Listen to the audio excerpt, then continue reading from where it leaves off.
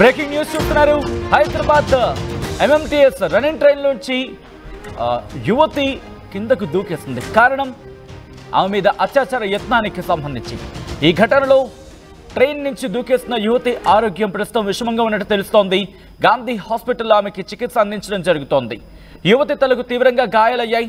కాళ్ళు చేతులు విరిగిపోయినట్టుగా తెలుస్తోంది.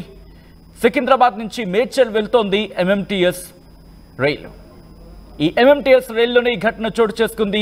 దీంతో ఒక్కసారిగా ఆ కుటుంబం షాక్కి గురైంది. ఆమె ప్రస్తుతం హాస్పిటల్లో చికిత్స పొందుతోంది. ఎంఎంటీఎస్ రైల్లో ఎవరూ లేని సందర్భాన్ని, మరి ముఖ్యంగా అది విమెన్స్ కోచ్, మహిళల కోచ్. అది ఆ కోచ్లోకి ప్రవేశించడమే నేరం. అంతేకాదు, దాంతోపాటు ఆ సందర్భంలో మెట్రో ఇన్ఫాక్ట్ ఎంఎంటీఎస్ ట్రైన్లో ఎవ్వరూ లేరు ఆమెకు సాయంగా. అంతవరకు ఇద్దరు మహిళలు ఉన్నట్టుగా తెలుస్తోంది. తమ స్టేషన్స్ వచ్చి ఇన్ఫాక్ట్ ఆ స్టేషన్స్ వచ్చినాక వాళ్ళు దిగిపోయారు. ఆ తర్వాతే ఎవ్వరూ లేని ఆ సందర్భం ఒంటరిగా ఉన్న మహిళను చూశాడు. దీంతో ఆమె మీద అఘాయిత్యానికి పాల్పడే ప్రయత్నం చేశాడు. ఈ నేపథ్యంలో ఆమెపై అత్యాచార యత్నానికి ప్రయత్నించాడు. ఇక గత్యంతరం లేక ట్రైన్ నుంచి దూకేసింది. ప్రస్తుతం ఆమె పరిస్థితి ఎలా ఉంది, అక్కడికి ఆమె కుటుంబ సభ్యులు చేరుకున్నారా లేదా హాస్పిటల్కి, ప్రస్తుతం అక్కడ ఎటువంటి పరిస్థితి తెలుసుకునే ప్రయత్నం చేద్దాం. మా ప్రతినిధి పెట్రీషియా అప్డేట్స్ అందించేందుకు సిద్ధంగా ఉన్నారు. పెట్రీషియా, ప్రస్తుతం ఆమె పరిస్థితి ఎలా ఉంది? ఎస్, ఇప్పటికే చూసుకున్నట్టయితే సికింద్రాబాద్లో ఏదైతే జరిగిందో దారుణమైన ఘటన అనే చెప్పొచ్చు. ఎంఎంటీఎస్లో ట్రావెల్ చేస్తున్న మహిళ మీద లైంగిక వేధింపులు అని చెప్పొచ్చు. ఒకవైపు రేపటంకి ప్రయత్నించారు. క్లియర్గా చూస్తుంటే కూడా మనం ప్రస్తుతం గాంధీ హాస్పిటల్లో ఉన్నాము. తనకి చికిత్స ఇక్కడనే పొందుతుందని కూడా తెలుస్తుంది. ప్రస్తుతం ట్రామా యూనిట్లో ఉంది. ఒకవైపు రైల్వే పోలీస్ స్టేషన్ పరిధిలోనే ఘటన చోటు చేసుకుంది. సికింద్రాబాద్ నుంచి మేడ్చల్ నుంచి వెళ్తున్న ఎంఎంటీఎస్లో ఒక యువకుడు 22 సంవత్సరాల యువతి పైన అత్యాచారానికి పాల్పడ్డారు. మరోవైపు తప్పించుకునేందుకు ప్రయత్నించింది. ప్రాణాలు కాపాడుకోవడానికి తను కార్ నుంచి దూకేసింది. ఏదైతే ఎంఎంటీఎస్ నుంచి దూకేసిందని కూడా పూర్తిగా తెలుస్తుంది. మరోవైపు మేడ్చల్ నుంచి సికింద్రాబాద్ వచ్చింది. సికింద్రాబాద్ నుంచి మేడ్చల్ వెళ్ళిన ప్రయత్నంలో సెల్ ఫోన్ రిపేర్ చేసుకొని పూర్తిగా వెళ్ళే టైంలో ఈ ఘటన చోటు చేసుకుంది. ఒకవైపు ఆ బోగిలో ఆ కంపార్ట్మెంట్లో ఇద్దరు ఉన్నారు. తను ఎక్కినప్పుడు ఆ తర్వాత తను దిగిపోయిన టైంలో ఏదైతే వాళ్ళిద్దరు దిగిపోయిన టైంలో ఒక యువకుడు చాకచక్యంగా లోపలికి వచ్చాడు. ఆ సమయంలో ఆర్పిఎఫ్ వాళ్ళు లేకపోవడం, రైల్వే పోలీసులు కూడా అక్కడ లేకపోవడం, పూర్తిగా కూడా ఇన్స్పెక్షన్ జరగకపోవడం, ఆ యువకుడు అదే టైం అంటూ కూడా ఆ మహిళ ఉన్న బోగి లోపలికి వెళ్ళాడు. హల్వాలో వాళ్ళు దిగిపోయారని కూడా తెలుస్తుంది. ఆ మహిళ ఒక్కతే ఉంది అని చెప్పి ఆ యువకుడు లోపలికి వెళ్ళి అత్యాచారానికి పాల్పడ్డారు.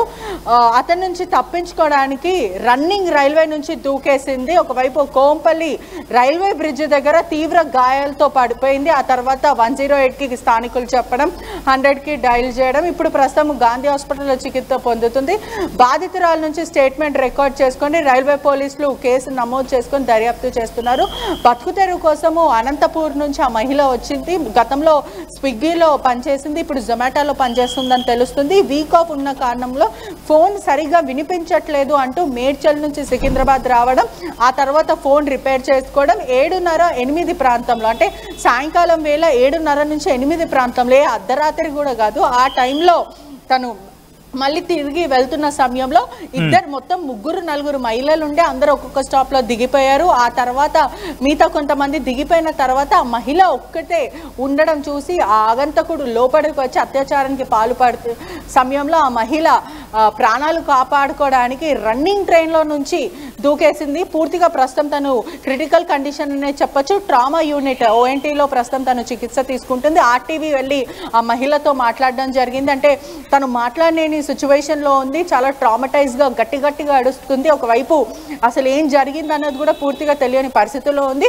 ఆర్థోపెటిక్ డాక్టర్స్ కూడా పూర్తిగా, అంటే కాలు చేతులు విరిగిపోయిన పరిస్థితి, కొంచెం తలకి కూడా తీవ్ర గాయాలయ్యి కుటుంబం కూడా ఎంతో రోధిస్తున్న పరిస్థితి కనిపిస్తుంది. అంటే ఒక మహిళా కంపార్ట్మెంట్ ఎంఎంటీఎస్లో మహిళల భోగి సురక్షితంగా ఉంటారనే కదా ఆ భోగి పెట్టింది. కానీ ఏంటి, ఎక్కడ పోలీసులు ఎక్కడ ఉన్నారు? పోలీసుల విఫలం ఇక్కడ కనిపిస్తుంది. ఆ మహిళ ఒక్కటే నిస్సాయిత స్థితిలో ఉంది. ఎక్కడ నా మీద అఘాత్యానికి పాల్పడతాడంటూ ప్రాణాలు కాపాడుకోవడానికి ఆ మహిళ కింద పడిపోయింది, రన్నింగ్ ట్రైన్ నుంచి పడిపోయింది. ఇప్పుడు ఎవరిస్తారు మా పాపని? ఇంత తీవ్రమైన గాయాలయ్యి 22 సంవత్సరాల పాప ఎటువంటి ఆరోగ్యం పరిస్థితి, గతంలో ఎటువంటి ప్రాబ్లమ్స్ లేవు, ఇప్పుడు మొత్తం కాలు చేతులు ఇరిగిపోయిన పరిస్థితి కనిపిస్తుంది. దీనికి అంటే ఇక్కడ వాళ్ళ అన్నమాటకు సంబంధించి, ఎందుకంటే ఇక్కడ ట్రైన్ లో తను ట్రావెల్ చేస్తున్న టైంలో ఒక 2 మహిళలు ఉన్నారు అనేది మనకు అందుతున్న సమాచారం. సో వాళ్ళు వాళ్ళ స్టాపేజ్ వచ్చినప్పుడు దిగిపోయిన పరిస్థితి ఉందా? వాళ్ళ స్టేషన్ వచ్చినప్పుడు దిగిపోవడం జరిగిందా, లేకపోతే ఏం జరిగింది? అసలు ఎవరూ లేరా? ఎందుకంటే సాధారణంగా చూస్తూ ఉంటాం ఎంటీఎస్ కంప్లీట్గా కనెక్టెడ్ ఉంటూ ఉంటాయి, ఒక బోగికి ఇంకో బోగి కనెక్టెడ్ ఉంటూ ఉంటుంది. సో పారిపోయే ప్రయత్నం చేస్తే జనాలు ఉండే అవకాశం ఉంటుంది, నలుగురు పట్టుకుంటే అతగాన్ని నిర్బంధించి పోలీసులు అప్పగించే అవకాశం ఉంటుంది. సో ఏముంటుంది ఆ కుటుంబం కావచ్చు, లేకపోతే సదరు బాధితురాలు కావచ్చు? బాధితురాలు మాట్లాడలేని పరిస్థితుల్లో ఉంది, పూర్తిగా అన్కాన్షియస్ స్టేట్లో ఉంది. మధ్యలో లేవడం, గట్టిగా అరవడం, అంటే ట్రామా యూనిట్లో ఉంది కాబట్టి చాలా ట్రామటైజ్గా ఫీల్ అయ్యి తనకేం జరిగిందని కూడా తెలియని పరిస్థితి. ఎందుకంటే ప్రాణాలు కాపాడుకోవడానికి ట్రైన్ నుంచి హెవీ స్పీడ్లో వెళ్తున్న, ఫాస్ట్ స్పీడ్లో వెళ్తున్న ఎంఎంటీఎస్ ట్రైన్లో నుంచి దూకడంతో తీవ్రమైన గాయాలు, తలకి తీవ్రమైన గాయాలు, ఆ తర్వాత కాలు చేతులు విరిగిపోయిన పరిస్థితి కనిపిస్తుంది. ఇప్పటికే కుటుంబ సభ్యులు ఎంతో రోధిస్తున్నారు. అసలు మహిళలకు హైదరాబాద్లో భద్రత లేదా అన్న ప్రశ్నకి తను రేస్ చేస్తుందని కూడా పూర్తిగా తెలుస్తుంది. ఏదేమైనప్పటికీ కూడా ఒకవైపు రైల్వే పోలీసుల విఫలం కనిపిస్తుంది. ఎందుకంటే ఖచ్చితంగా మహిళల భోగిలోకి ప్రధానంగా భోగిలు పెట్టిందే మహిళల సురక్షిత కోసము, సేఫ్టీ కోసము విమెన్ కంపార్ట్మెంట్స్ అని పెట్టారు. అటువంటిది విమెన్ కంపార్ట్మెంట్స్లోనే వచ్చి అలా లైంగికంగా వేధించడానికి ప్రయత్నిస్తున్నారు. అంటే రైల్వే పోలీసులు ఏమైపోయారు, ఆర్పీఎఫ్ పోలీసులు ఏమైపోయారు? ఇవన్నీ ప్రశ్న కూడా ప్రస్తుతం తెరపైకి వస్తుంది. చాలా పెద్ద ఇన్సిడెంట్ అనే చెప్పొచ్చు. ఎందుకంటే ఎక్కడనో కాదు, రైల్వే ఎంఎంటీఎస్లో మన ఆకతాయిలు ఉంటారు కాబట్టి విమెన్, పర్టిక్యులర్గా విమెన్ కంపార్ట్మెంట్లోనే వెళ్ళాలి అనుకుంటుంటారు. అటువంటిది అంత సైలెంట్గా ఉన్న ప్లేస్లో అర్ధరాత్రి కూడా కాదు, పూర్తిగా 7:38 ఈవినింగ్ టైంలో ఎవరు లేని సమయంలో ఆగంతకుడు లోపలికి వస్తే రైల్వే పోలీసులు ఏమైపోయారన్న ప్రశ్న ప్రస్తుతం తెరపైకి వస్తుందని కూడా మొత్తం మీద చెప్పొచ్చు. ఏదేమైనప్పటికీ కూడా రైల్వే పోలీసులు కేసు నమోదు చేసుకున్నారు. మహిళకు మాత్రం తీవ్ర గాయాలతో చికిత్స పొందుతుందనే చెప్పొచ్చు. రైట్, ఆ ఆకతాయికి సంబంధించి పట్టుకున్నారా, లేకపోతే మరి ముఖ్యంగా గళ్ళ చొక్కాలు అక్కడ కనిపించాడు, ఇలాంటి ఒక చర్చ జరుగుతోంది. ఇంతవరకు అతగాడికి సంబంధించి ఆచూకీ ఏమైనా దొరికిందా? ఇప్పటి వరకు కూడా సీసీటీవీ ఫుటేజ్ లభ్యం కాకపోవడం, ఆ తర్వాత ఆగంతుకుడు ఎవరు గుర్తించకపోవడం, ఇవన్నీ కూడా విఫలమే కనిపిస్తుంది. ఖచ్చితంగా రైల్వే పోలీసుల నిర్లక్ష్యం సికింద్రాబాద్లో కనిపిస్తుంది. ఇప్పటికే కొంతమందితో మాట్లాడే ప్రయత్నం చేశాము. సికింద్రాబాద్ ఏరియాలో ఉన్న సేఫ్టీ పరంగా రైల్వేస్ ఎటువంటి సేఫ్టీ ఉంటాయంటూ కూడా క్వశ్చన్ చేయడం జరిగింది. ఆ తర్వాత వాళ్ళు మాకు చాలా ఇబ్బందిగా ఉంటుంది, ఆకతాయిలు మద్యం సేవిస్తూ, మరోవైపు డ్రగ్స్ సేవిస్తూ, గంజాయి కొట్టుకుంటూ ఎంఎంటీఎస్ లోపలికి చొరబడుతూ ఉంటారు, దానివల్ల చాలా ఇబ్బందులు అవుతాయంటూ కూడా మహిళలు చెప్తున్న పరిస్థితి కనిపిస్తుంది. పోలీసులు అసలు మా అందుబాటులోనే ఉండరు, ఎంఎంటీఎస్ అంతా కూడా లోకల్ కాబట్టి చాలా మంది ఎక్కుతూ ఉంటారు, ఆకతాయిలు కూడా చాలా ఇబ్బంది పెడుతుంటారు, మహిళల కంపౌండ్కి వస్తూ ఉంటారు. ఏదైతే ఆ భోగి లోపలికి వస్తున్నప్పటికీ కూడా మేము నిరాకరించినా కూడా మా మీద దురుసుగా మాట్లాడము, అసభ్యంగా పదాలు అసభ్యంగా ఆ కంపార్ట్మెంట్ లోకి రావడం, ఇటువంటివి తరచూ చేస్తుంటారు. దానివల్ల చాలా ఇబ్బందులు అవుతాయంటూ మహిళలు మాట్లాడుతున్న పరిస్థితి కనిపిస్తుంది. కుటుంబం అంతా రోధిస్తుంది, ఎక్కడనో బ్రతుకుతెరు కోసము మా పాప ఇక్కడ పనిచేస్తుంది అంటూ అనంతపూర్ నుంచి ఇక్కడ వచ్చి పనిచేస్తుందో, అటువంటిది భద్రత లేకపోవడం ఏంటి? అర్ధరాత్రి కూడా కాదు, సాయంకాలం వేళ 7:30 ప్రాంతంలో ఒక దుండగుడు వచ్చి అత్యాచారానికి పాల్పడితే ఆ మహిళ ప్రాణాలు కాపాడుకోవడానికి దూకేస్తే పోలీసులు ఏమైనారు అంటూ కూడా ప్రశ్నిస్తున్నారు. మరోవైపు కూడా సికింద్రాబాద్లో భద్రతా విషయంలో తరచూ ఇటువంటివే జరుగుతాయి. అనేక దొంగతనాలు, సెల్ ఫోన్ చోరీలు, ఆ తర్వాత మహిళల మీద అసభ్యంగా మాట్లాడడము, దాని తర్వాత వాళ్ళని దుర్భాష ఆడడము, ఆకతాయిలు. అంటే ఇప్పుడు ఈ ఘటన తర్వాత ఆ కుటుంబంతో మీరు మాట్లాడడం జరిగింది, ఆ కుటుంబం ఆవేదన ఏంటి? ఎందుకంటే అఫ్ కోర్స్ ఎవరు ప్రస్తుతం వాళ్ళ బాధను తీర్చలేదని చెప్పుకోవాలి. ఎందుకంటే ఆ స్థాయిలో ఆమె గాయపడిన పరిస్థితి. ప్రస్తుతం ఆ కుటుంబం ఏముంటుంది? ఎవరైనా వచ్చి పరామర్శించడం జరిగింది, ఇటు ప్రభుత్వ అధికారులు కావచ్చు, లేకపోతే రైల్వే అధికారులు కావచ్చు? ఎస్, ఇప్పటికే చూసుకున్నట్టయితే కూడా ఆ కుటుంబంతో ఆర్టీవీ ఎక్స్క్లూజివ్గా మాట్లాడడం జరిగింది. కొంచెం ధైర్యంగా ఉండమని చెప్పాము. అదేవిధంగా ఇప్పటికే చూసుకుంటే ప్రభుత్వం నుంచి విమెన్ సేఫ్టీ అధికారులే కానీ, విమెన్ కమిషనే కానీ, లేకపోతే మహిళల గురించి మేము ఉంటామన్న అధికారులు లేదా పొలిటికల్ లీడర్సే కానీ, స్థానికంగా ఉన్న ఎమ్మెల్యే కానీ ఎవరు కూడా రాని పరిస్థితి. ఆ మహిళ అలా పడిపోయి ఉంది, అంటే నిస్సాయితీ స్థితిలో తను పడిపోయి ఉందని కూడా చెప్పొచ్చు. ఎందుకంటే పూర్తిగా గాయాలు, చాలా ట్రామటైజ్గా ఉంది. కుటుంబం అంతా కూడా ఎంతో కన్నీరు మున్నీరుగా వెలిపిస్తున్నారు. ఇటువంటి ఘటన ఏ అమ్మాయికి కూడా రాకూడదు. అంటే ఇంత రెక్లెస్గా ఒకవైపు పోలీసులు లేకపోవడం, ఆ తర్వాత ఆ అమ్మాయి ఒక్కతే నిస్సాయితీ స్థితిలో తను చనిపోవాలనుకుంది.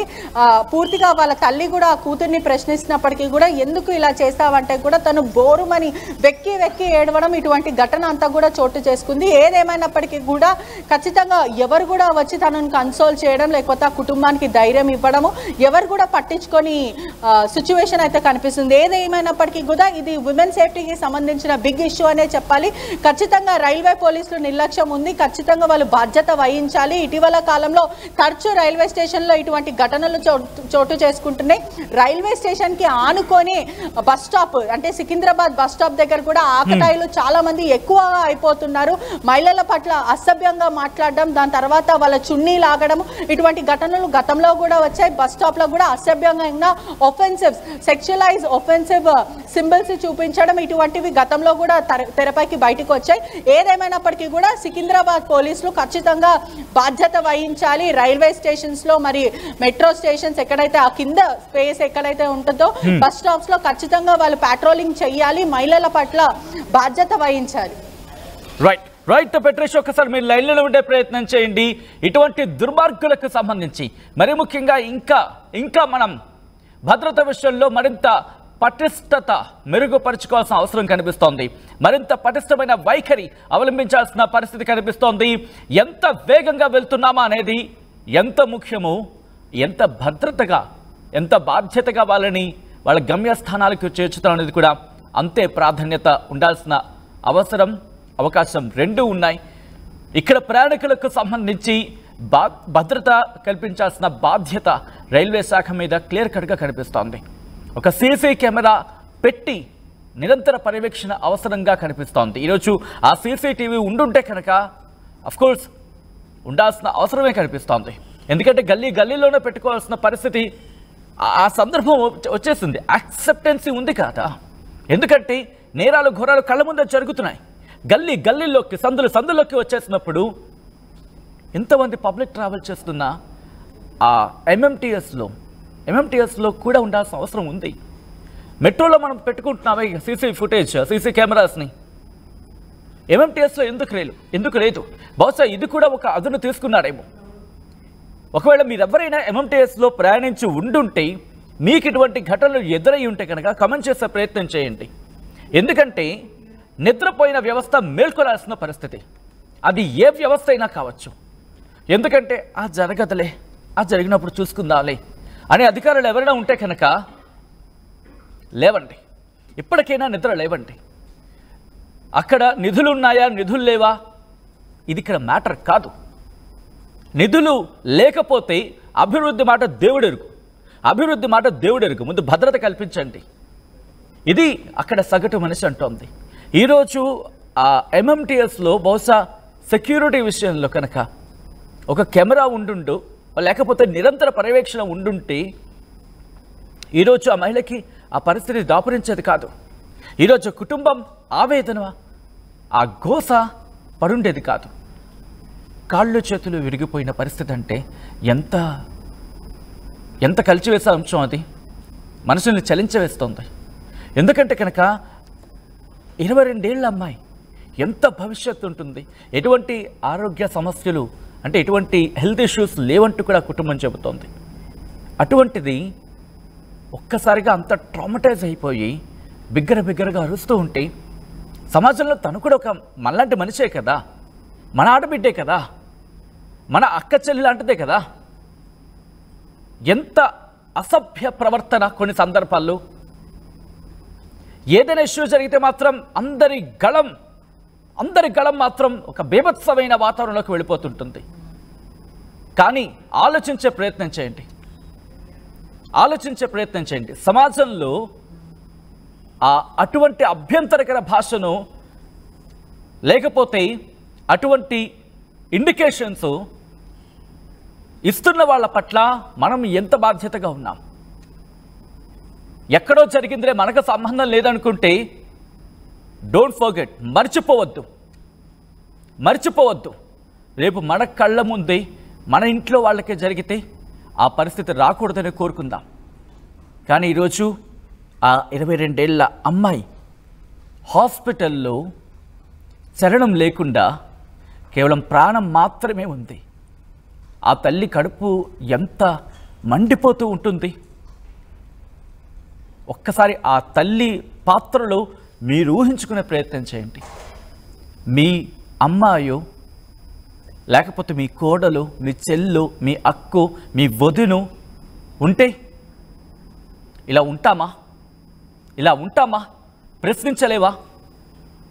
ప్రశ్నించాల్సిన వ్యవస్థనే కాదు, సమాజాన్ని కూడా ప్రశ్నించాల్సిన, సమాజాన్నే కాదు మన కుటుంబాన్ని కూడా ప్రశ్నించాల్సింది. కేవలం కుటుంబంతోనే కాదు, మన చుట్టుపక్కల ఉన్న ఆ ఎన్విరాన్మెంట్ని కూడా. ఒక్కసారి ఈరోజు ఈ ఘటన బాధ్యత అందరినీ గుర్తు చేస్తోంది. వ్యవస్థల మొద్దు నిద్రను మొదలుపెట్టి సమాజంలో పేరుకుపోయిన ఆ దుర్మార్గపు భావజాలం, భావ దారిద్ర్యం. అమ్మాయి అంటే ఇంకా ఆ చూపేనా? ఒక్కసారి చూడండి, అంతరిక్షంలోకి వెళ్ళింది ఈరోజు. మన ఆడపిల్ల కాదా? ఈరోజు నేవీలో ఉన్న ఆడపిల్లలు మనవాళ్ళు కాదా? ఈరోజు ఆర్మీలో ఉన్నవాళ్ళు మనవాళ్ళు కాదా? ఈరోజు సైంటిస్టులు అంతెందుకంటే చంద్రాన్ని అంత పైకి వెళ్ళింది మన ఆడవాళ్ళు కాదా పంపించింది? ఎటువంటి క్లిష్ట పరిస్థితులైనా ఎదుర్కొని వెళ్తున్న మన మహిళల్ని ఇంకా మనం చులకనగా చూస్తామా? ఇంకా అంత భావదారిద్రమా? అంత దుర్మార్గమా? ఇలాంటి దుర్మార్గుల్ని కఠినాతి కఠినంగా శిక్షించాల్సిందే. అవును, ఒక్క పనిష్మెంట్ సరైన పనిష్మెంట్ పడితే బహుశా అందరూ అంటారు ఇది ఆ సందర్భంలో అంటూ. ఎస్, 100 మందిలో ఇటువంటి థాట్ వచ్చినప్పుడు సరైన పనిష్మెంట్ ఒకటి పడితే కనీసం ముగ్గురైనా మారతారా? అది కూడా మారరా? అంటే ఇంకా మన లాస్ని ఇంకా స్ట్రింజెంట్, ఇంకా పటిష్టం చేయాల్సిన అవసరం కనిపిస్తోంది. ఎంతలా అంటే అమ్మాయి వైపు, ఒక మహిళ వైపు కంటి చూపు అభ్యంతరకరంగా వెళ్ళాలంటే ఆలోచించాలి. ఒక సైగ మహిళ వైపు అభ్యంతరకరంగా చూపించాలంటే వెన్నులో కాదు, వేలులో వణుకు పుట్టాలి. అది ఏ వేలో? చూపుడు వేలే చూపించాలి సమాధానం. అభ్యంతరకర భాషకు, అభ్యంతరకర సైగలకు సమాధానం చెప్పాలి. ఈరోజు ఈ మహిళ అని చెప్పి వదిలేస్తే మన ఆడపిల్ల కాదులే కదా అని చెప్పి ఎక్కడైనా అఫ్కోర్స్ భారతదేశం అలాంటిది కాదు. ఏ మహిళకు అన్యాయం జరిగినా మన ఇంటి ఆడపిల్ల అనుకొని గొంతెత్తుతాం. కాబట్టి అటువంటి సందర్భం మరొకసారి రైజ్ అయింది. ఈరోజు ట్రైన్లో ప్రయాణిస్తున్న సందర్భంలో ఒక్కసారి ఆలోచించండి. బహుశా మళ్ళీ చెప్తున్నాడుకు మీకు కోపం రావచ్చేమో. అదే ఆడపిల్ల స్థానంలో ఈరోజు ఇంకెవరైనా మన వాళ్ళు అని అనుకొని ఉంటే ఇలా ఉండగలమా? ఇంటికి మరి కొద్ది క్షణాల్లో తన పని చూసుకుని రావాల్సిన అమ్మాయి కానీ అత్యాచార యత్నం తన మీద. ఆ అత్యాచార యత్నాన్ని తప్పించుకోవడానికి మన ప్రజా రవాణా వ్యవస్థలో ట్రావెల్ చేస్తున్న ఆమె తనకింకా తన ప్రాణం కన్నా తన ఆ మాట మాట్లాడాలంటే ఇబ్బందిగా అనిపిస్తోంది. సో ప్రాణాన్ని కూడా విడిచిపెట్టడానికి సిద్ధమైపోయింది ఆ అమ్మాయి. ఏం చెప్పాలి భారత వనిత అంటే? కాబట్టి ఇటువంటి అఘాయిత్యాలు ఆగాలంటే గలవెత్తాల్సిందే, గొంతు విప్పాల్సిందే. ఈ కథను మిమ్మల్ని కాస్త కలవరపరచైతే మిమ్మల్ని కలవరపాటు గురి చేయడం ఆర్టీవీ ఉద్దేశం కాదు. కానీ ఇటువంటి ఘటనలు చూసినప్పుడు, విన్నప్పుడు కాస్త కలవరపాటుకి మరింత చలించే అవకాశం ఉంటుంది. కాబట్టి దీనికి సంబంధించి తగిన జాగ్రత్తలు తీసుకోవాలని ఆర్టీవీ సూచించడం జరుగుతోంది. ఇటువంటి దుర్మార్గులకి ఎటువంటి శిక్ష సమంజసమైంది, సరైనది మీరు మాట్లాడే ప్రయత్నం చేయండి. మీ సివిల్ సర్వీసెస్ కలను సాకారం చేసుకోవడానికి Vishnu IAS academy general studies prelims cum mains batch, anthropology, sociology, PSIR optionals April 21న ప్రారంభం. Join Vishnu IAS academy, fulfil your dreams of serving nation.